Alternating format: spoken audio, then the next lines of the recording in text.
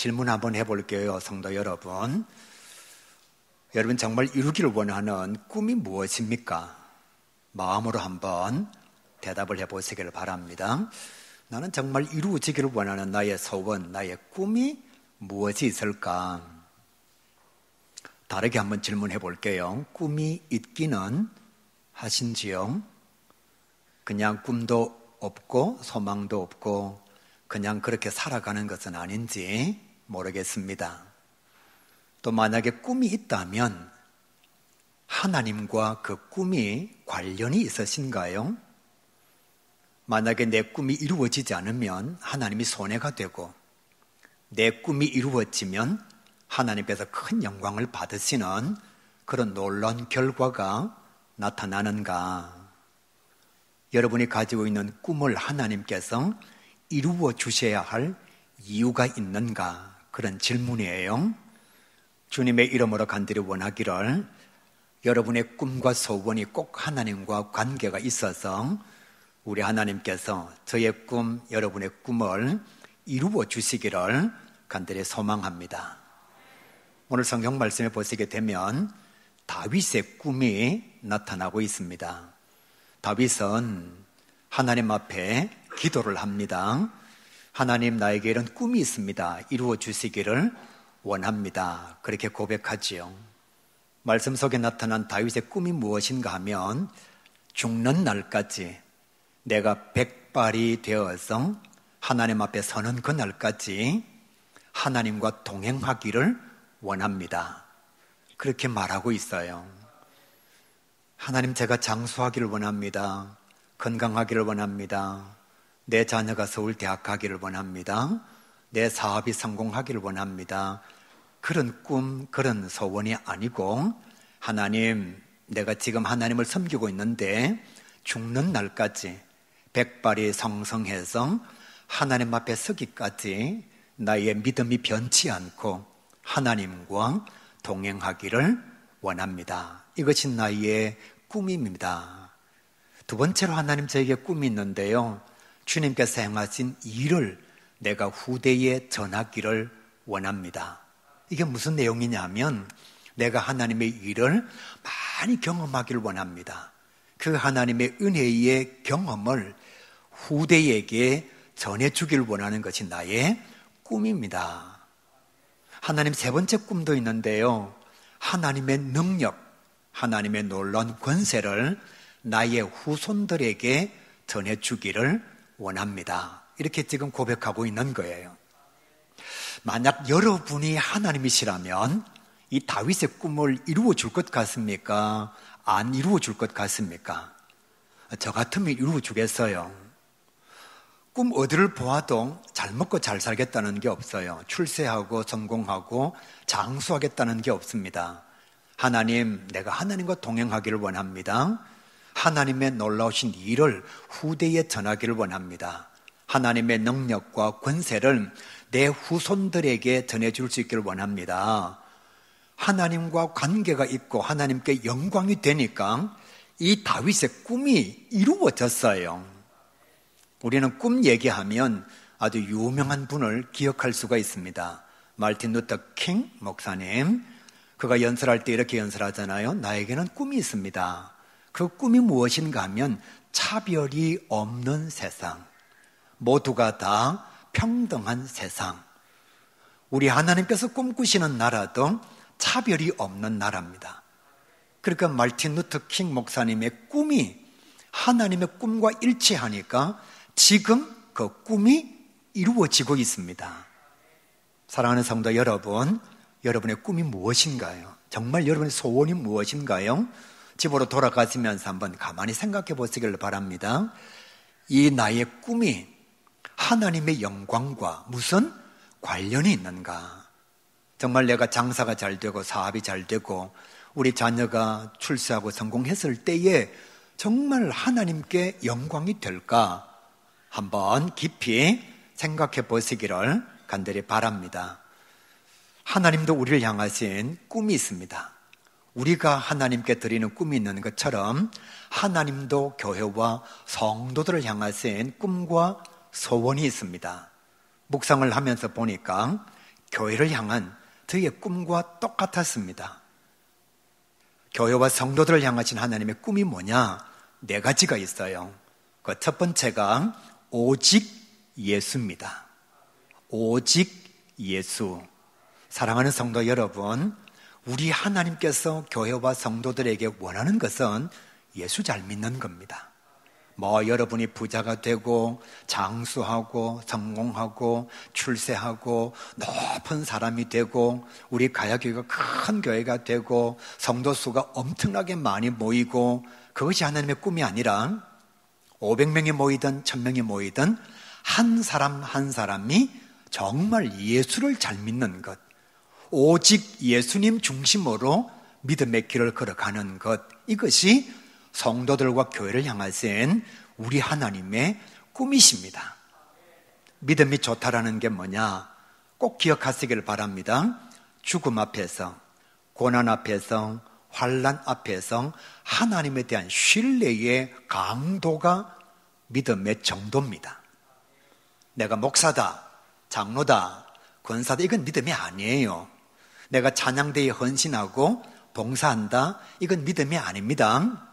다시 말씀드리면 하나님에 대한 신뢰가 없으면서도 노래 좋아하면 찬양대 할 수 있습니다. 또 남 앞에 서는 것 좋아하면 목사도 할 수 있어요. 거짓으로 믿음을 고백하고. 근데 진짜 믿음과 신앙이 무엇이냐 하면, 아무도 없을 때, 고난이 찾아올 때, 환난이 찾아올 때, 죽음이 내 눈앞에 있을 때에 내가 얼마만큼 하나님을 신뢰하느냐. 그래서 여러분, 예수님은 십자가 앞에서도 절망하지 않았습니다. 다니엘은 사자굴 앞에서도 믿음을 포기하지 않았어요. 왜? 하나님에 대한 절대적 신뢰가 있으니까요. 아브라함은 아이를 낳을 수 없는 상황 속에서도 하나님을 신뢰했습니다.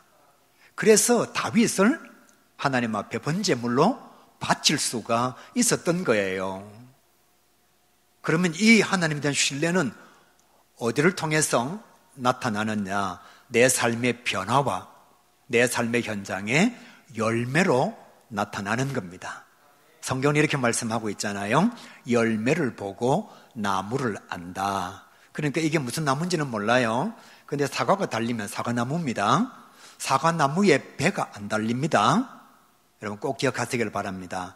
나 목사니까 믿음이 좋아. 나 장로니까 믿음이 대단해. 근데 사람들이 이렇게 말합니다. 목사님 열매가 없는데요. 내가 아무리 믿음이 좋다고 말하여도 하나님에 대한 신뢰가 내 삶의 현장에 변화의 역사, 열매의 은총으로 나타나지 않으면, 야고보 선지자가 말한 것처럼 나는 어쩌면 가짜 믿음과 죽은 믿음을 가지고 있는지도 모른다는 거예요. 날마다 거울을 보시면서 자기의 믿음을 점검하시기를 바랍니다. 예수님께서 우리에게 모든 것을 다 주셨습니다. 그래서 하나님께서 우리에게 원하시는 소원이 무엇인가 하면 그 예수님을 구원자로 제대로 믿는 것. 성도 여러분, 예수를 믿으면 세상이 주지 못하는 진정한 기쁨이 있습니다. 예수님을 제대로 섬기면 세상이 감당할 수 없는 능력을 덧입게 되어 있습니다. 세상의 모든 것은 살아있을 때만 의미가 있습니다. 공부를 많이 했다. 죽으면 의미가 없잖아요. 돈이 많다.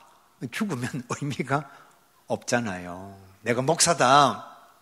그런데 여러분, 이 자리가 살아있을 때 의미가 있는 것이지 죽으면 아무 의미가 없습니다. 그래서 우리 죽음의 현장까지 함께 동행할 수 있는 게 무엇인가 하면 믿음이에요. 신앙이에요. 이 신앙은 이 땅에 있을 때만 의미가 있는 것이 아니라 예수를 제대로 믿으면 죽음 앞에서도 두려워하지 않습니다. 죽음이 날 찾아와도 예비되어져 있는 하나님의 집이 있다는 거예요. 얼마 전에 미국의 엄청난 부자가 세상을 떠났습니다. 찰스 척 핀이라고. 자산이 약 한 11조가 됩니다. 네, 고맙습니다. 이쪽은 살짝 놀래주는데 이쪽은 전혀 반응이 없네요. 11조 그 정도야 이렇게 생각하는 모양인데, 이분이 더 대단한 게 살아있는 동안에 자기가 가진 재산 11조를 다 기부를 한 겁니다. 그리고 그가 죽을 때에 숨진 자리는 2개의 방만 있는 임대 아파트. 그의 손목에 차고 있는 시계는 14,000원짜리. 그가 평상시 이렇게 말했습니다. 여러분, 죽을 때 가지고 가는 것이 재산이 아닙니다. 아무리 부자도 2켤레 구두를 함께 신을 수는 없습니다. 나는 다 받았기에 다 주고 갑니다. 내게 남는 것은 신앙밖에 없습니다. 그냥 11억 갖고 있는 사람이 아닙니다. 11조를 가지고 있는 사람이에요. 그가 살아생전에 다 나누어 주고 세상을 떠나면서 내가 가지고 가는 것은 신앙밖에 없습니다. 믿음밖에 없습니다. 그는 캐톨릭 성도거든요. 사랑하는 성도 여러분, 우리가 아무리 많은 것을 누린다 할지라도 죽음 앞에서 가치 있는 것은 믿음밖에 없습니다. 그래서 하나님께서 우리에게 꿈과 소원을 가지고 계시는데 그게 무엇인가 하면 잘생겨라, 부자가 되라, 출세해라, 성공해라가 아니고 너 예수 잘 믿어라, 그렇게 말씀하시는 거예요. 이것이 하나님의 소원입니다. 윤향기 목사님이라고 계십니다. 그분이 폐암 4기였습니다. 술을 너무 많이 먹다가 보니까 그래서 하루는 노래를 하다가, 그것도 영화제에 나가서 노래를 하다가 각혈을 하고 그 자리 무대에서 쓰러졌습니다. 병원에 가니까 의사가 딱 3마디 합니다. 어렵습니다. 힘듭니다. 방법이 없습니다. 그의 동생 되는 윤복희 권상, 무대에서 연극을 하다가 빨간 피트의 고백, 추송 씨를 잡으려고 하다가 같이 무대 밑으로 떨어졌습니다. 그때 척추가 완전히 나가버렸습니다. 똑같이 병원에 갔는데 의사가 이렇게 말합니다. 어렵습니다. 힘듭니다. 방법이 없습니다. 남매가 함께 모여서 이렇게 말합니다. 하나님 살아계시니까. 예수님은 죽은 나사로도 살리셨는데 이 정도쯤이야. 윤복희 권사님이 간증 때 분명히 말했어요. 이 정도쯤이야. 하나님은 죽은 나사로도 살리는데 이 정도쯤이야. 지금까지 건강하게 사역 잘 감당하고 있습니다. 사랑하는 성도 여러분, 우리 삶의 현장에 가장 소중한 것이 무엇이냐면 정말입니다. 예수 잘 믿는 겁니다. 여러분, 오늘 세상 떠나면 여러분이 가지고 있는 미모요, 성공의 자리요, 아무 의미도 없고 아무 가치도 없습니다. 그러나 끝까지 가지고 가는 것은 신앙이라고 하는 사실. 그래서 하나님께서 우리에게 소원으로, 꿈으로 이렇게 말씀하시는 거예요. 여러분, 예수 잘 믿으시기를 바랍니다. 그렇게 말씀하시는 겁니다. 두 번째, 하나님의 꿈과 소원이 무엇인가 하면 오직 사랑입니다. 사랑하는 성도 여러분, 성도들은 서로 사랑해야 됩니다. 이건 목사의 부탁이 아니고 하나님의 소원이고 하나님의 꿈입니다. 성경은 이렇게 말씀하잖아요. 내 이웃을 내 몸과 같이 사랑하라. 원수를 사랑하라. 내가 너희를 사랑했으니 너희는 서로 사랑하라. 끊임없이 뭘 말씀하고 있느냐 하면 사랑을 말씀하고 있습니다. 여러분, 성경 전체는 딱 2가지입니다. 사랑과 대접입니다. 사랑과 섬김이에요. 그러니까 무슨 얘기냐? 예수를 잘 믿는 사람은 성경 내용대로 사는 사람인데 성경의 내용이 뭐냐? 사랑하는 것과 섬기는 거예요. 하나님은 우리를 너무 사랑하셔서 하나밖에 없는 예수님을 우리에게 보내주셨고 그 생명을 우리에게 주셨습니다. 예수님은 제자들을 너무 사랑하셨는데 언제까지 사랑하셨느냐? 죽음을 목전에 두고서 죽기까지 끝까지 제자들을 사랑하셨습니다. 더 대단한 것은 십자가 위에서 용서를 구하지도 않는, 자기를 죽이는, 고함치는 유대인들을 향하여 기도합니다. 저들을 용서하여 주옵소서. 그러니까 여러분, 예수님은 그 마음속에 사랑이 넘쳐났던 거지요. 그러다가 보니까 그 누구도 미워하지 않는 마음을 가졌습니다. 어떻게 하면 행복할 수 있을까? 미워하지 않으면 행복합니다. 누군가를 미워하면 절대로 행복할 수가 없습니다. 예수님은 십자가 위에서도 행복했어요. 그러니까 노 시인이 이렇게 고백했잖아요. 십자가에 모가지를 들이우고 죽어가면서도 행복했던 사나이 예수 그리스도. 왜요? 그는 미워하는 사람이 없어요. 여러분, 내가 왜 행복하지 않느냐? 교회 올 때에 미운 사람이 있으면, 목사님이 미우면, 아니면 누군가가 싫으면 그만큼 내가 행복해지지가 않는 거예요.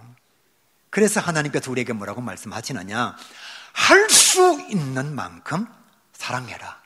그러면 네가 그만큼 행복해질 것이다. 타인을 위해서가 아니라 너를 위해서, 너가 사랑하면 사랑하는 것만큼 행복을 누리게 될 것이다. 여러분, 부부의 사랑은 듀엣입니다. 그러니까 함께 같이 하는 거예요. 여러분, 원래 부부는 다른 존재가 만나서요, 한 명은 소프라노고 한 명은 테너입니다. 이 소리 자체가 달라요. 이 부부 둘이가 아름다운 화음을 내려면 엄청난 시간이 필요합니다. 연습을 많이 해야 됩니다. 자기 소리를 잘 내면서도 조화를 이루어야 합니다. 그래서 부부가 행복해지고 사랑이 넘쳐나려면 많은 시간이 필요한 거예요. 연습도 해야 되고 훈련도 해야 되고, 오늘 우리 찬양대 모습 보셨잖아요. 만약에 연습하지 않았으면 엉망이 될 거예요. 부부의 사랑은 듀엣이거든요. 두 사람이 함께 부르는 노래.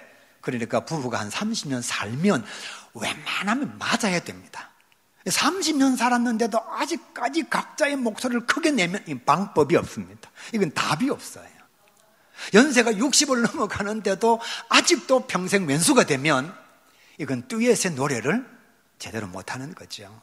남의 소리를 듣고 자기의 소리를 조절하고 연습하고 훈련하고 남들에게 들려주어서 아름다운지 아름답지 않는지를 계속 점검하면 그 부부의 사랑은 점점 좋아집니다.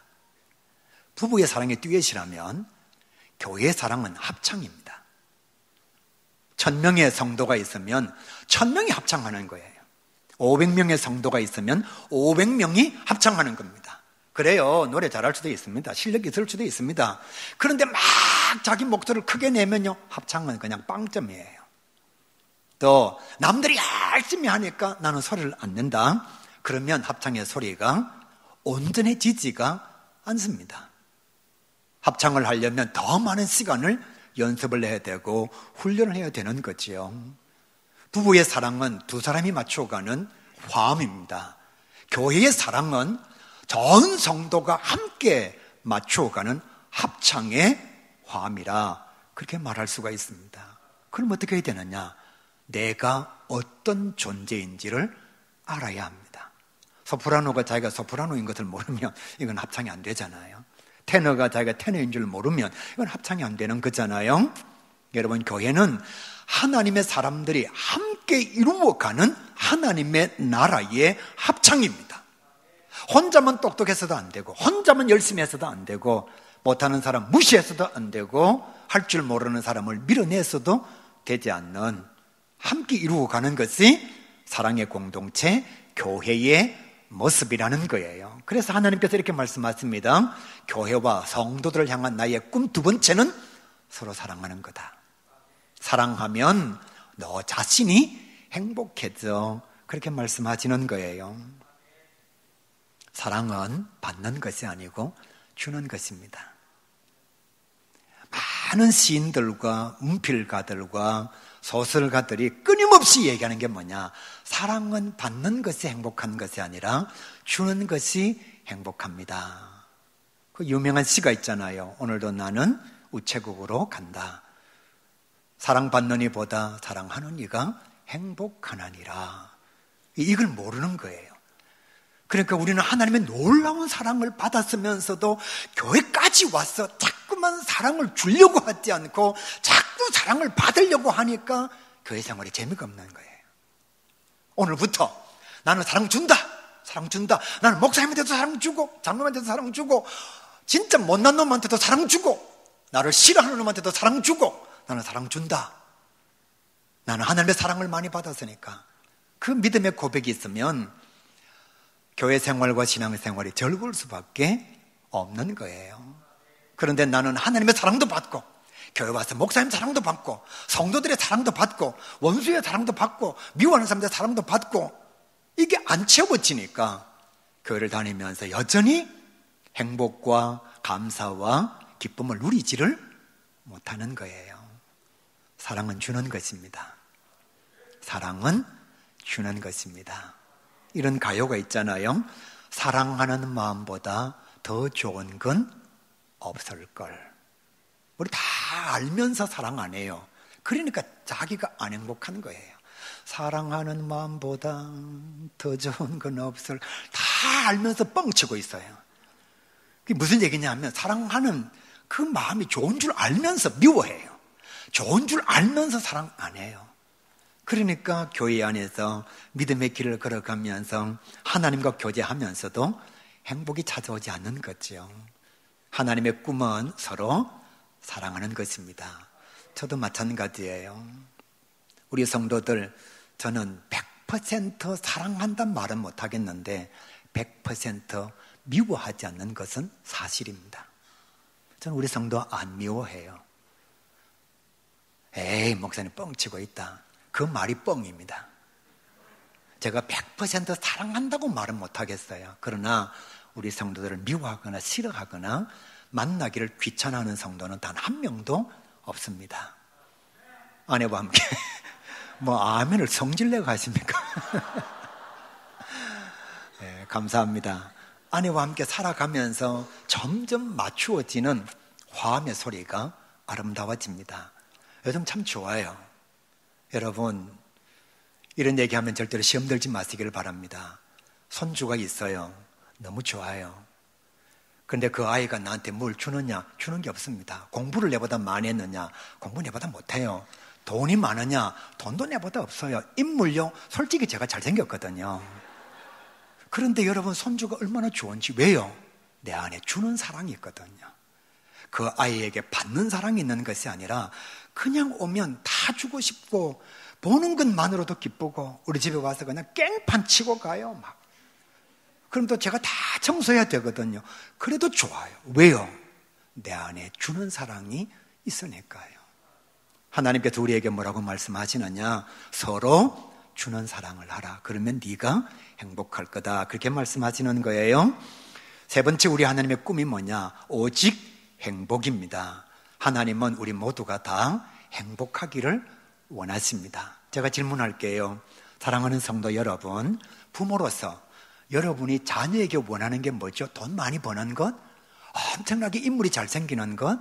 아니면 출세해서 대통령 되는 것? 아니면 운동을 잘해서 금메달 따는 것? 아니잖아요. 내 자녀가 행복한 것.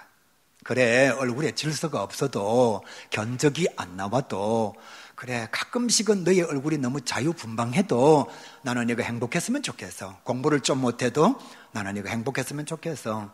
돈이 그렇게 많지 않아도 나는 네가 행복했으면 좋겠어. 여러분, 부모의 마음이 하나님의 마음인 거예요. 우리 하나님께서 우리에게 원하시는 게 뭐냐? 돈 많은 사람이 되라? 아니면 공부를 많이 한 사람이 되라? 인물이 대단히 좋은 사람이 되라? 출세하고 성공한 사람이 되라? 우리 하나님은 그게 아니에요. 너 가난하면서도 행복했으면 좋겠어. 너 출세하지 못하였어도 나로 인하여 세상에 주지 못하는 평안을 누렸으면 좋겠어. 우리 하나님께서 원하시는 것은 성도의 평안인 거예요. 여러분, 죄사함이 무엇인가 하면 행복입니다. 죄를 용서받으면 행복하잖아요. 구원이 무엇인가 하면 행복이에요. 사는 날 동안에 내가 너의 편이 되어주마, 너 행복해. 영생이 뭐냐? 영원한 행복입니다. 너 하나님의 나라에 들어와 나와 같이 영원히 행복하게 살자. 그러니까 죄사함과 구원과 영생이 다 무엇인가 하면 행복이에요. 우리 하나님은 여러분이 부자가 되는 걸 원하시는 게 아닙니다. 우리 하나님은 여러분이 출세하고 성공한 걸 원하시는 게 아니에요. 지금의 자리에서 자족하고 누림으로 말미암아 여러분의 삶이 행복한 걸 우리 하나님께서 원하시는 거예요. 들에 가면 꽃이 많이 있습니다. 아주 큰 꽃도 있고 작은 꽃도 있습니다. 많은 꽃도 있고 적은 꽃도 있습니다. 화려한 꽃도 있고 소박한 꽃도 있고요. 또 향기가 나는 꽃도 있고 향기가 나지 않는 꽃도 있고 일찍 피는 꽃도 있고 늦게 피는 꽃도 있습니다. 그런데 여러분 들판에 가서 보십시오. 다 자기의 삶의 자리에서 아름다운 자태를 뽐내고 있습니다. 그 꽃 가운데 누구도 다른 꽃을 시기하거나 질투하지 않습니다. 다 꽃은 웃고 있어요. 그래서 사람들이 지나갈 때 꽃 보고 뭐라고 얘기하느냐? 네 아름답다, 네 아름답다. 악한 사람도 여러분 꽃 보면서 더럽고 취하고 냄새나고 짜증나는 이렇게 말하지 않습니다. 악한 사람도 꽃 보면서 다 이렇게 얘기합니다. 너 아름답다. 왜 아름답죠? 자족과 누림이 있으니까. 그래요. 송이가 작을 수도 있고 송이가 클 수도 있습니다. 많은 꽃을 피울 수도 있고 적은 꽃을 피울 수도 있습니다. 어떤 꽃은 화려하기는 한데 10일 만에 지는 벚꽃이 될 수도 있고요. 어떤 꽃은 너무 늦게 피서 다른 꽃들이 다 사라지고 난 뒤에 배롱나무의 꽃처럼 붉게 빛나는, 그런데 놀라운 것은 그 배롱나무의 꽃은 100일을 가는 거예요. 늦게 피었지만 시민공원에 가서 보면 100일 동안 아주 붉게 빛나는 겁니다. 무화과 나무는 꽃이 없는데도 열매가 맺혀요. 성도 여러분, 누가 행복하냐 하면 자기의 자리에서 자족하고 누리는 사람들이 행복합니다. 그게 없으면 행복하지가 않아요. 정말 질문을 해봅니다. 교회 다니면서 행복하십니까? 정말 여러분 마음으로 한번 대답해 보시길 바랍니다. 나는 주일날 교회 오면서 행복해. 나는 교회 다니면서 행복해. 정말 그렇습니까? 행복하지 않으면 여러분은 큰아들이에요. 교회를 다니는데도 행복하지 않으면 탕자의 비유에 나오는 큰아들입니다. 그는 아버지하고 같이 있어도 행복하지가 않습니다. 아버지의 일을 하면서도 행복하지가 않아요. 왜냐하면 그의 눈에는 항상 그 미운 동생이 눈에 들어오는 겁니다. 아버지도 보이지 않고 아버지의 집도 보이지 않고 아버지 마음도 보이지 않고 잘못한 그 동생만 자꾸 눈에 들어오니까 집에 들어오면 짜증나는 거예요. 누가 행복하지 않느냐? 마음이 좁은 사람은 교회 와도 너무너무 불행합니다. 모든 게 다 마음에 들지 않아요. 마음이 좁으니까. 자기 마음이 좁아서 마음 안으로 들어올 수 있는 게 아무것도 없어요. 그럼 교회 오면 무엇이 보이느냐? 자기 잘못은 눈에 보이지 않고 남의 잘못만 자꾸 눈에 보이는 거예요. 여러분, 큰 아들이라고 잘못한 게 없을까요? 자기 잘못은 눈에 들어오지 않습니다. 쳐다보기만 하면 누가 보이느냐? 그 당장 재산 다 탕진하고 장녀들하고 놀다가 쫄딱 망해가지고 거지로 돌아온 그 동생의 잘못만 자꾸 눈에 들어오는 거예요. 그 동생 보면 짜증나는 거예요. 그러니까 그 마음속에 기쁨이 없는 거죠. 여러분, 똑같은 자리에 있는데 아버지는 마음이 넓어요. 탕자지만 자기 아들이니까 아버지는 다 받아줍니다. 냄새나는 그 아들요, 목욕시키고 옷을 갈아입히고 가락지를 끼우고. 왜?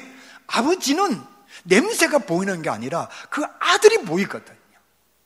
그러니까 아버지는 탕자가 돌아왔을 때에 너무너무 행복하고 너무너무 기쁜 거예요. 왜 교회 생활하면서 행복하지 않느냐? 자꾸 남의 잘못이 내 눈에 들어오는 겁니다. 저 둘째 아들만 자꾸 내 눈에 들어오는 거예요. 하나님이 내 눈에 들어오거나 아니면 아버지가 내 눈에 들어오거나 아니면 아버지의 집에 있는 모든 것들이 내 눈에 들어오면 결코 여러분 그 마음속에 불행이 찾아오지 않죠. 여러분의 마음이 좁으면 좁을수록 교회 생활은 불행합니다.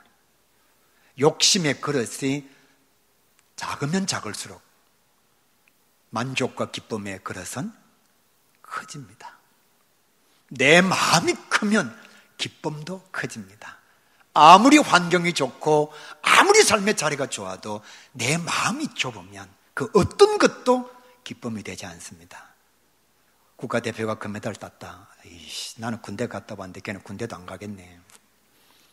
어떤 선수가 금메달 땄다. 우와, 상금 2억, 그게 갖고 2억이나 받나? 야구 선수들 금메달 땄다. 그 뭐 사회인 야구하는 일본 팀들하고 그것도 못 이기면 그게 국가 대표가. 수영해서 금메달 땄어요. 수영만 잘하면 마음에 성질머리가 더러워가지고. 그러니까 뭘 해도 마음에 들어오는 게 없어요. 그러니까 모든 게 다 싫습니다. 그러면 어떻게 되느냐? 그만큼 자기가 불행해지는 거예요. 우리 하나님께서 우리에게 원하시는 것은 행복하게 사는 겁니다. 마지막 하나님의 꿈과 소원이 무엇인가 하면 오직 감사입니다. 하나님은 우리가 항상 감사하기를 원하십니다. 그래서 성경이 이렇게 말씀하잖아요.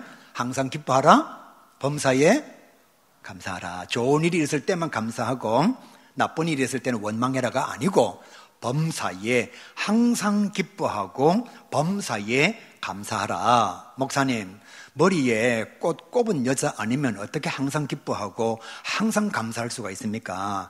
이런 사람은 제정신이 아닙니다 라고 말할 수가 있겠죠. 근데 하나님은 우리에게 원하시는 게 뭐냐? 감사의 생활입니다.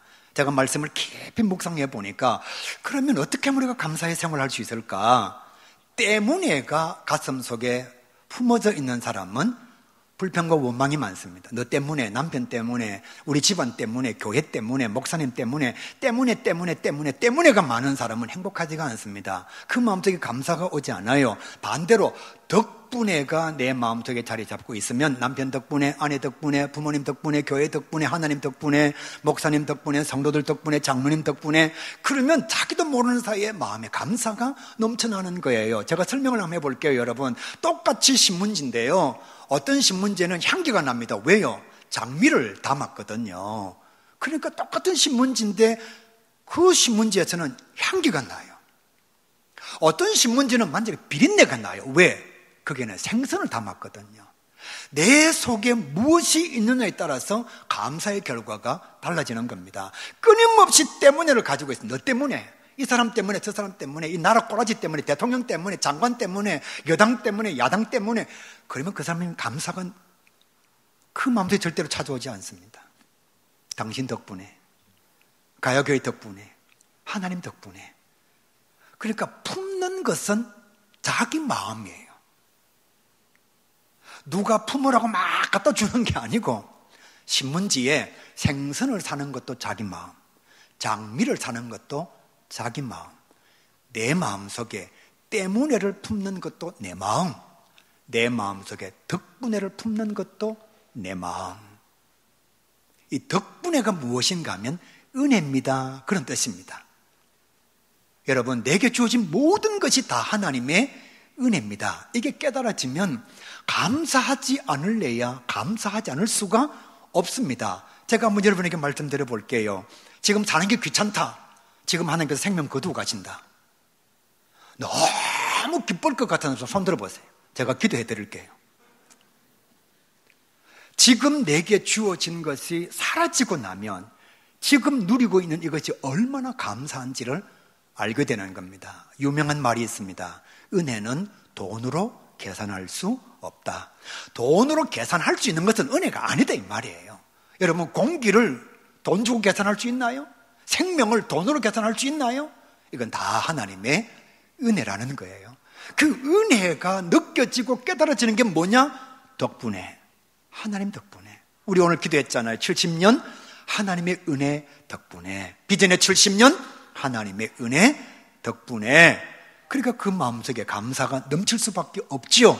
만약에 하나님의 은혜도 아니고 하나님 덕분도 아니라면 우리가 더 큰 교회가 되었을 건데, 더 성도가 많아졌을 건데, 더 좋은 건물을 가졌을 건데, 당연히 그 마음속에 감사가 없는 거지요. 은혜가 넘치면 마음을 녹이는 찬양이 있습니다. 여러분, 찬양할 때에 마음이 녹아들면 여러분은 은혜를 받은 사람이에요. 그러면 그 마음속에 감사가 있는 겁니다. 저는 안 믿는 가정에서 태어나서 목사가 되었습니다. 제가 청년의 때에 찬양하는데 정말 이 찬양이 제 마음속을 밀고 들어온 거예요.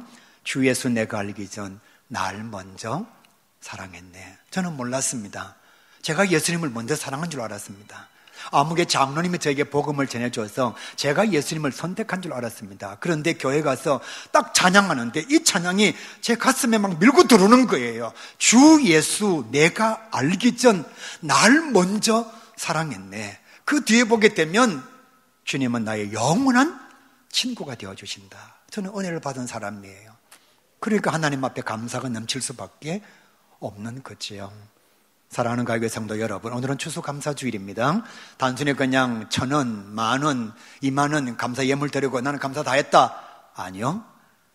진짜 하나님께서 원하시는 감사는 하나님의 꿈을 이루어 드리는 겁니다. 하나님께서 원하시는 소원의 열매를 하나님 앞에 드리는 것, 이게 진정한 감사라는 거죠. 그게 무엇인가 하면 예수 잘 믿는 것, 서로 사랑하는 것, 삶의 자리에서 행복을 누리는 것, 감사의 삶을 실천하는 것, 이것이 우리가 드릴 추수감사주일의 감사 열매라는 것입니다.